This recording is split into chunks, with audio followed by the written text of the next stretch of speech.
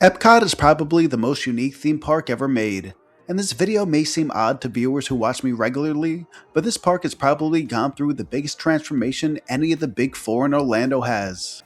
It's almost unrecognizable from its opening day in 1982, and this was by far my favorite park when I was a kid, but the mid-90s were not kind to Epcot. Before 1996, 5 of my top 10 favorite rides all resided in Disney World's second gate, leaving behind a significantly dumbed down experience, opting for a more streamlined approach instead of the thought-provoking attractions it was known for. The once 15-minute long odysseys were replaced by 5-minute fairly shallow experiences. Now not all those changes were for the worst, and admittedly some changes were necessary. In 1994, Disney fell on hard times with its near disastrous opening of Euro Disney, and many planned expansions were cancelled as a result.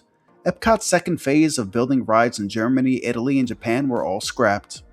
Sponsors backed out of popular rides, and most of these financial troubles fell right in the lap of this experimental community. The upheaval and uncertainty was the leading cause of its transformation, but how bad was it really? In 1996, Universe of Energy and World of Motion would close. 2 years later, in 1998, Journey into Imagination would follow suit. And probably most embarrassing of all was Horizons closing in 1994, only to reopen a year later because a whole wing of Epcot would be empty from all the changes coming to the park before permanently closing its doors in 1999. In a span of 5 years, 4 of the 9 rides in Epcot had major changes. The turn of the century wouldn't be much kinder, as in 2001, the ride that took over Journey into Imagination would close in only 2 years due to poor fan reception. 2005 would show The Living Sees the Door, and in 2007 the Wonders of Life Pavilion pretty much lays vacant to this day. Epcot was once a park that proudly had no Disney movie tie-ins, focusing primarily on unique visions and ideas. Outside of seeing Mickey, Minnie, or Goofy walking around, the attractions were devoid of featuring any characters previously attached to the company. But in 2007, the first dominoes would fall as Nemo took over the Seas Pavilion and the 3 Caballeros were inserted into Mexico. Since then, we've seen Frozen, Guardians of the Galaxy, and Ratatouille all pop up in a park that was supposed to be all original ideas.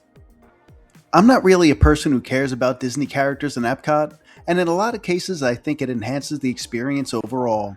But there is a vocal section of the fanbase that falsely protests that none of this was in Walt's plan for Epcot.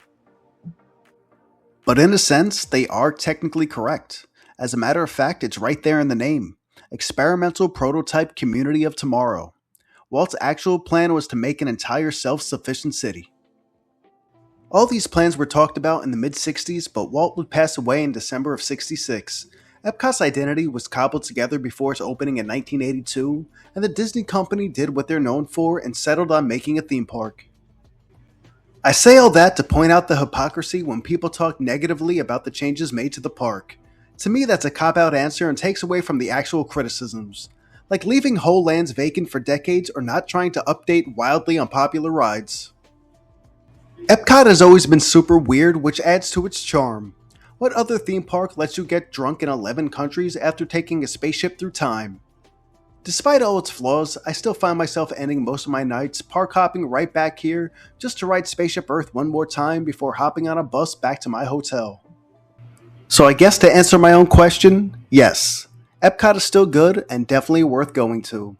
It may not be the park I grew up with, but there's nothing like taking a stroll around World Showcase right as the sun is going down. It's such a different experience from anything else you'll do on a trip to Disney World.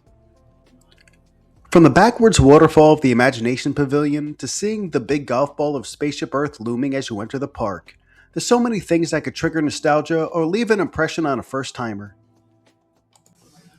You could ask 1,000 people their favorite part of Epcot and get 1,000 different answers.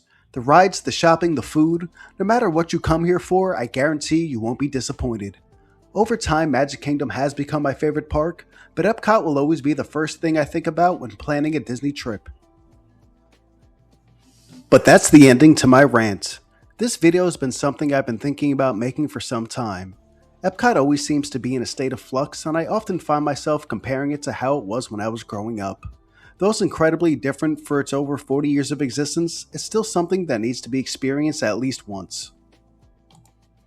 At the time of this recording, we're extremely close to hitting 300 subs. So if you'd like to support me, consider clicking that subscribe button.